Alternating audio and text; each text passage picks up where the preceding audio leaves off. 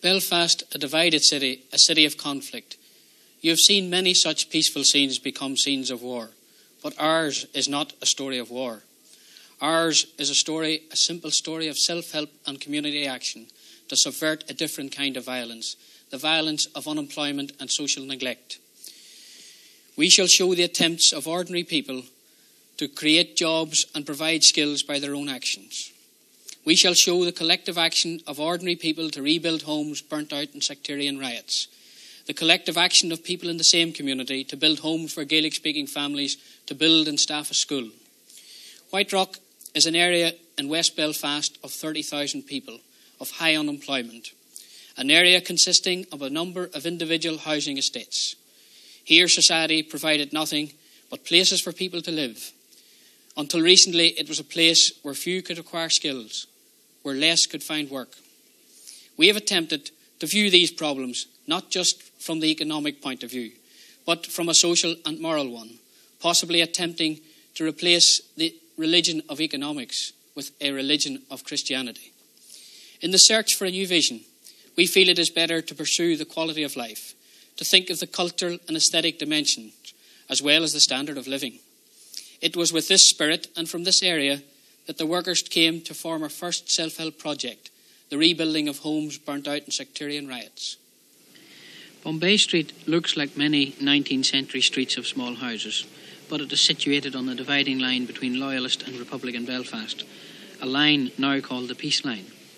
In August 1969, like other areas in Belfast, this little street was attacked and 43 houses were burnt to the ground in the space of a few hours. A group of local people and former residents banded together, formed a cooperative housing association and set about rebuilding the street. To enable society to cooperate, they aimed at rebuilding by voluntary subscription. This was almost successful. They collected £90,000 and still owe £25,000. They built 31 new houses with garages and all to modern standards. In the rebuilding, we have attempted, while replacing the old houses with new ones, meeting modern standards, to fit into existing street patterns and be in sympathy with the appearance and the scale of the older houses. By raising the central portion of the street, we have created a pedestrian area of communication and a play area. After having seen scenes of devastation and burning all over Belfast in places like Ardoyne and Short Strand, you might well ask why Bombay Street. Bombay Street, because it was stated by the Northern Ireland government that they would rebuild Bombay Street as an act of goodwill and a gesture of goodwill to the people of the area. 3 or 4 months after this statement, nothing had happened. Our response was one of frustration because nothing had happened. And we came to Bombay Street to assist in the rebuilding of homes. The simple answer in helping people who had lost their homes was to help to rebuild them. Well, have you been in the street long, John? Has your family been here a long time? I've been here for 55 years. What does it feel like to be back now in the new house? Well, the new houses are really brilliant, and I think the fact that the new houses have been built have taken a lot of bitterness away from the people, and they're really great to live in. Do you think the Housing Association can do anything more now? Should they just stop, or should they do something better? Well, I think if the Housing Association sees fit to go on through the whole district, that it would be a great thing to have the rest of the people living in homes like these. Well, Mrs. McPeak, have you been in the street a long time? Oh yes, a lifetime, Sean. As a matter of fact, I've bred all my family here. You're happy to be back again? Oh yes, I'll be contented to be back again. The Housing Association has now moved into a new phase. They have commenced work on the reconstruction of houses and plundered gardens. This has been a challenge for a self-help cooperative approach. But we had already discovered the talent and machinery for this in the cooperative formed a few years earlier to build houses and a school for Gaelic-speaking families in Shaw's Road.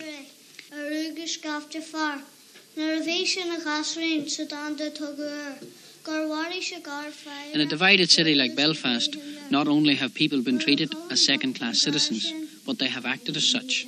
This applies to all levels of society. It is therefore natural that the inspiration for such a formula of self-help should come from those in the community who have been striving with their own efforts to revive our own Gaelic language, the evidence of our identity and our own pedigree, striving to show that the Gaelic language is not only a repository of folk tales, but a vital witness generating a spirit of self-reliance and self-respect, a language with a thriving literature, the very instrument to remove all traces of subjection and dependence.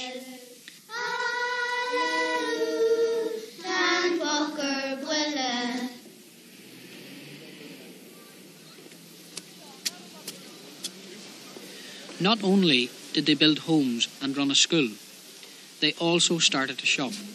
Here again, the spirit of self-help created a shop selling Gaelic books and periodicals, a service which was not available to the numerous Gaelic-speaking citizens of Belfast. Here they could also meet and converse in their own language.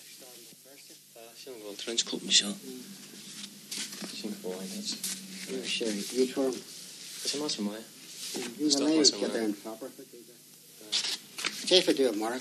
Mark? You're talking about a mark and a shock and a shock, you know. Well, to cut the coat and shock. Right, Shillen.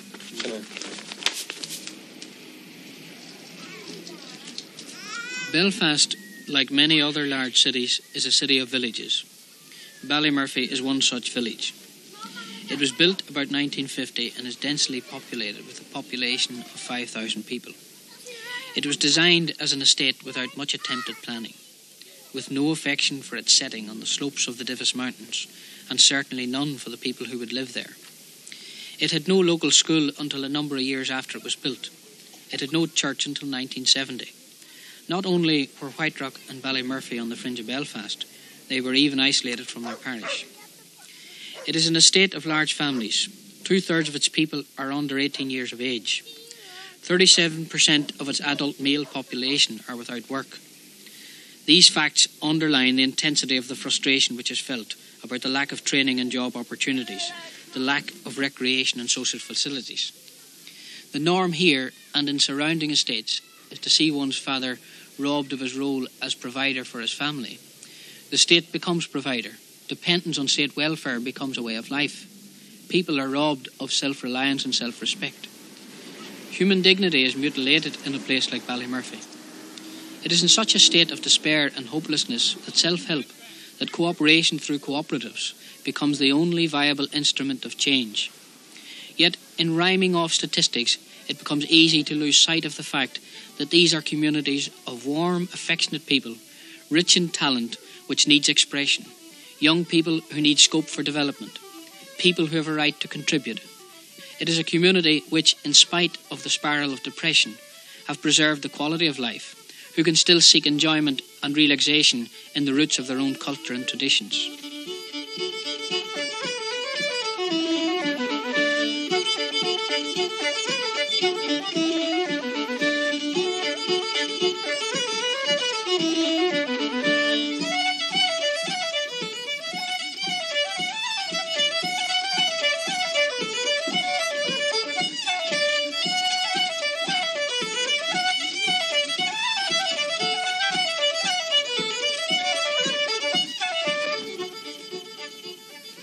Ballymurphy Tenants Association was formed about 10 years ago.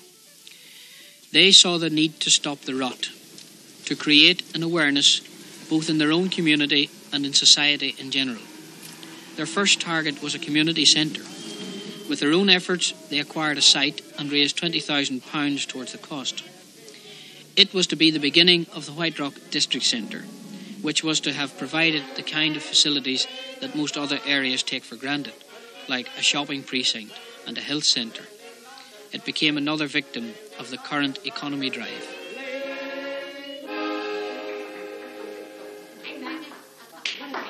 Well, Tommy, it's been about 10 years since the Tenants Association set off to build this community centre. It has. Has it been worth all the effort? It has been worth all the effort, so it is. The President is helping everybody in the state, so it is. Is it really being used by the district? It has been used by the district. It's used seven nights a week, so it has. There's a Fishermen's Club, there's Old Age Pensioners, Harris Dancing, Activity of the Youth, and the Drama, People's Theatre, has been using it. So it's generally catering for all ages? It's generally catering for all ages in all district, so it is a Ballymurphy. The Tenants Association produced a detailed social survey assisted by Queen's University. They have analysed and identified numerous problems. They themselves have posed some of the answers. Coming from this awareness and cooperation of the Tenants Association has been the development of some small cooperatives. The first such cooperative was Ballymurphy Enterprises. The manager is Frank McDaniels. Production since we came up here in just on a year now is somewhat in the region of 300% more with the same staff. So it's now a viable concern, would you say? I would say yes. At the moment we're just taking out the latest figures, which will do indicate at first glance that we definitely will at least break even. We are breaking even at the moment, but I think we should show a reasonable return at the end of What are orders like on our order book? Order book's quite good. We're doing quite a bit of export at the moment, and local 6 counties, Southern Ireland, what have you. Business is quite good. As a matter of fact, we've put a night shift on recently, which is something we never thought we'd ever achieve. Well, without assistance from a group like Leju, it'd be very difficult for a local self-help group like Ballymurphy Enterprise to get off the ground. Quite impossible, I would say. So you're hopeful that assistance would come from Leju? Very hopeful. The next small cooperative operating in an empty shop was WHITEROCK Pictures. They are specialists in block mounting reproductions of old masters and of family portraits, which is a lively local trade. They also specialise in preservation of old documents by laminating a plastic protective surface. The enthusiasm for working in a community enterprise where the workers have scope for their own talents, where they can also contribute to the development of their own enterprise and relate it to the community. This is clearly expressed by Kathleen and Philip. Development like WHITEROCK Pictures, that sort of a cooperative, how does it fit in with other cooperatives in the district, Kathleen? Each of the cooperatives operate independently, and as much as the workers from each of the cooperatives make their own decisions, and that way they're independent. Having worked in a cooperative, how do you find it compares with working in any other sort of an enterprise? I think the work relations is the main difference. There's a very good team of workers here, and we try to cooperate and assist each other as much as possible, and the knowledge that our labour is not being exploited, and that we are sort of helping the cooperative concept. You find you have a role to play apart from just doing your day-to-day work? Yeah. I mean, we all realise that we are sort of assisting the cooperative concept, and that's, why we enjoy working here. So. And we are sort of involved beyond everyday work as well, in decision making, as. And relating it to the community, how do you see the community relating itself to a cooperative? I think, we're the community's identifying us more and more, and that we do give a service to the community. Something like 25% of our business does come from the local areas. And, as customers come in and out, we try to talk to them as much as possible about our ideas on cooperatives, and I think they're becoming more and more aware of what we're on about. So the community really is relating itself? Yeah, as time goes on, they become more aware of what we're trying to do. And what sort of progress do you see yourself making from now? Well, this year we have plans to move into a new factory. This is only a temporary premises, and we hope to move up in the industrial estate, maybe September, October, and we'll have plans for the factory. Well, thanks very much. I think that indicates a lot of confidence. The biggest venture undertaken so far was the setting up of WHITEROCK Industrial Estate. This is a unique self-help exercise carried out in conjunction with the Department of Commerce. The manager is Henry Kane. It was in September 71, just after intern, and immediately after the meeting, the company was registered as under the Provident Societies Act because we intended running it as a cooperative venture, just like the other smaller schemes.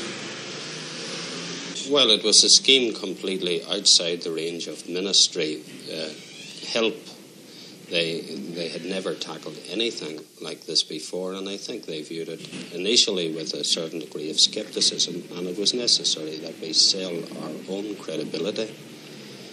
But gradually they came to accept that we were capable of producing the end result, and to some extent anyway they were prepared to go along with us and help us financially.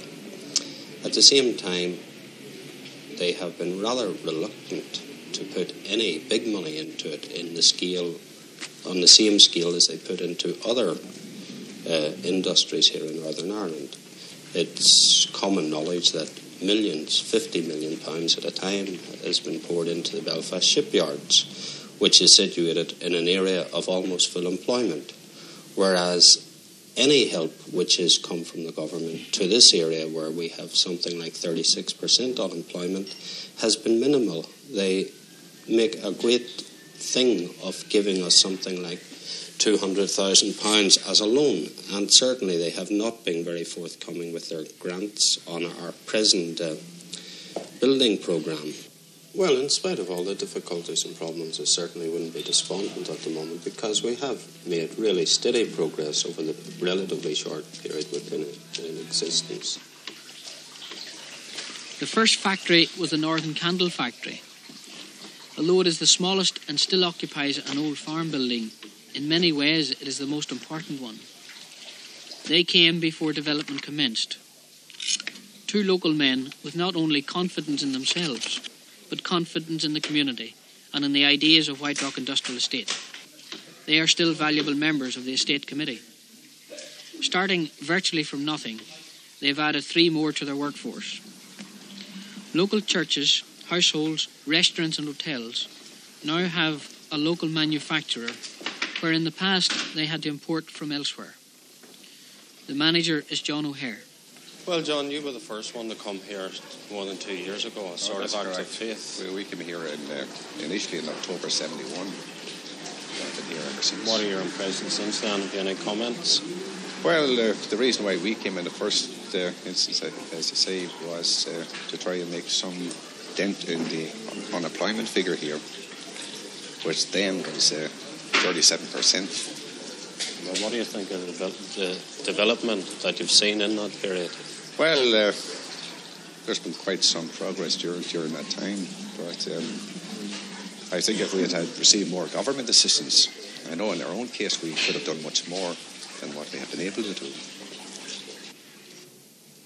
We have completed 2 new factories. We hope that when the estate is fully developed, there will be at least 40 of those factories giving employment to something like 1,000 people, which would radically change the whole appearance of this area. I think we have established a pattern which could well be adopted in any area of high unemployment, in showing that local enterprise can solve the problem in cooperation with ministry bodies and industry. Although WHITEROCK is a cooperative like the others, it is not on the same co-ownership lines. Here, the emphasis has been on the development of a 12-acre site for industry. The cooperative rents factory space. This rent provides funds which, added to the Society's own loan bond scheme, goes towards building more factories. In all these enterprises, which are experimental and varied, there is no question of a distribution of any profits. Profits must be reinvested in the cooperatives or towards the formation of a new cooperative. Factories pay the rent to the industrial estate. The community are landlords of factory space. We can see with all this that there is another necessary dimension of cooperation. The cooperation of ministries and legislators, the cooperation of departments of commerce, the cooperation of banks and suppliers. This has been forthcoming. Banks and suppliers have accepted the credibility of those without credit, and ministries have acted on schemes that do not pigeonhole into their normal formula. Will the Department of Education mirror the cooperation that we see here with industry and commerce? Will they assist and cooperate with families in the development of a Gaelic school? Will society assist with the efforts of ordinary people to preserve and restore their own language to its rightful place as an instrument of ordinary living and commerce? I should Ragliam with just the lusting Chach na hood Vo flute is organ a shinyam Kaladich a hokum bron is a tershadich with jalbiari nihir bardan skafje oibra lamte asawar woman damin shagalets ving ad fago boye shod mavin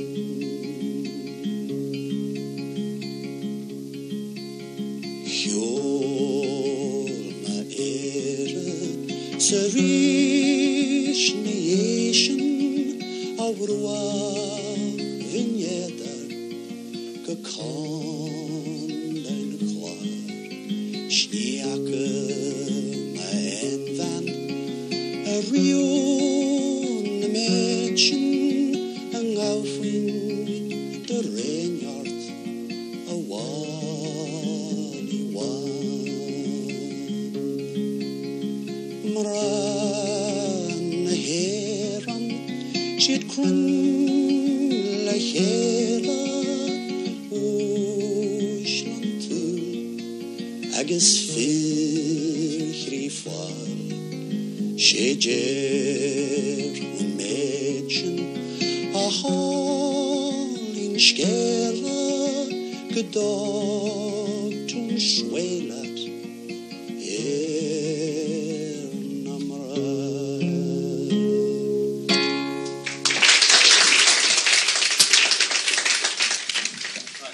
television mai ach sanam kiana tama janago shiro khostasach ach tama trino kera drama mar fast. Many of those involved in the cooperatives meet and relax in Clonard. Among them Seamus McShann, who was the manager of Garage Gin Fubble, the People's Garage, until November last when we had a shooting tragedy. It has not all been success. We have had and still have many problems. Along with many other areas in this divided city, we have had tragedy like Bombay Street. And only 6 months ago, one of our colleagues was killed in a sectarian shooting incident. Geraldine Macklin, aged only 20, was shot while looking after the shop at Garage and Fubble.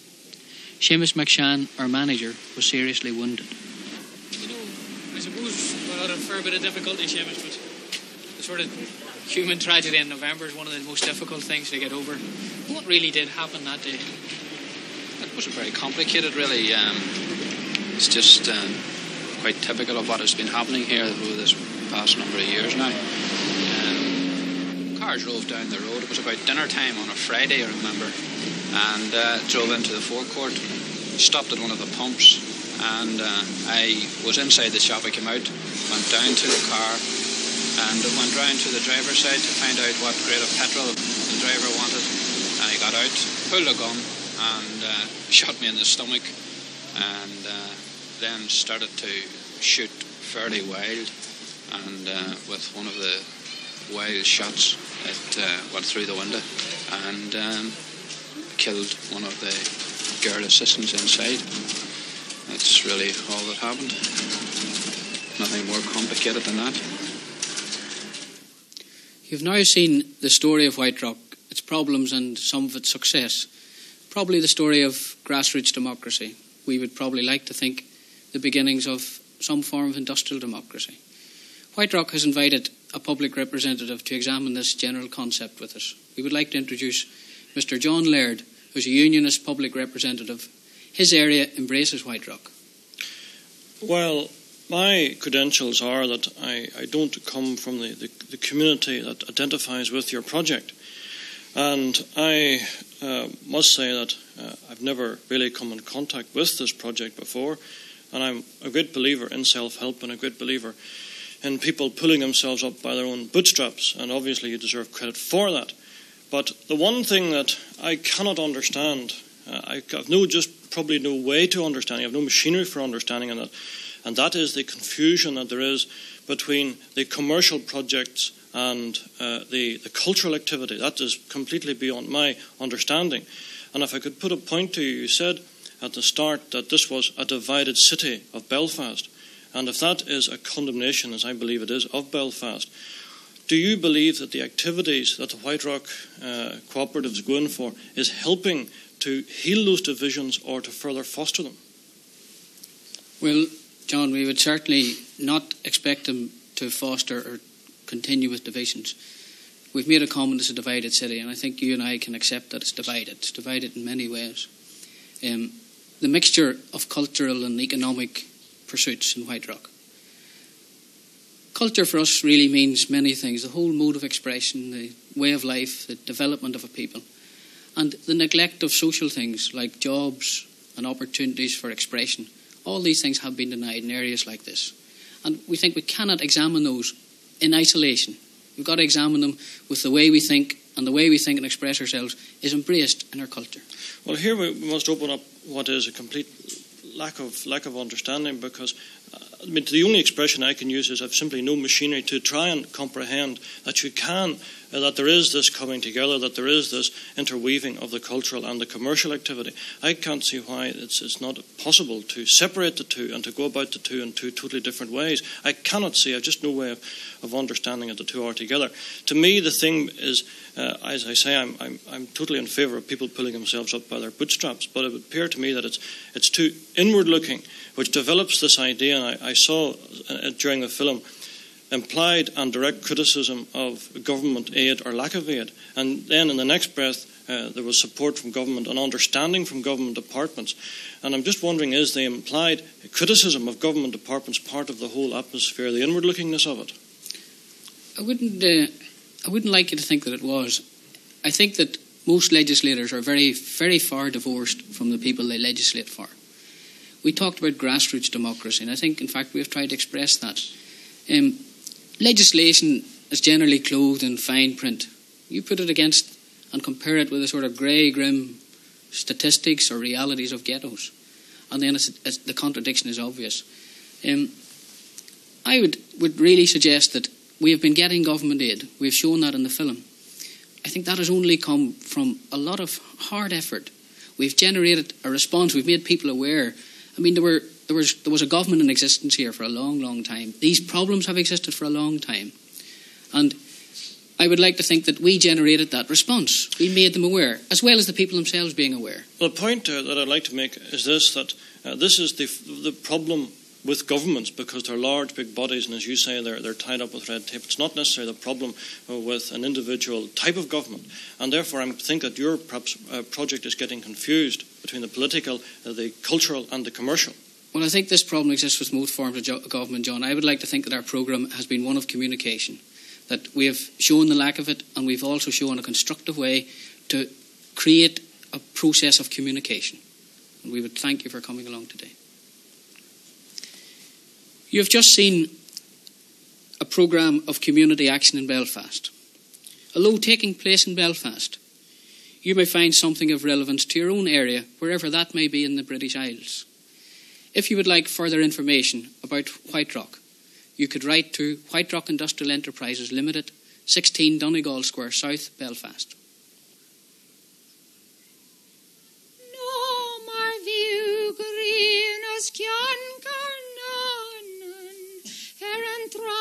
Show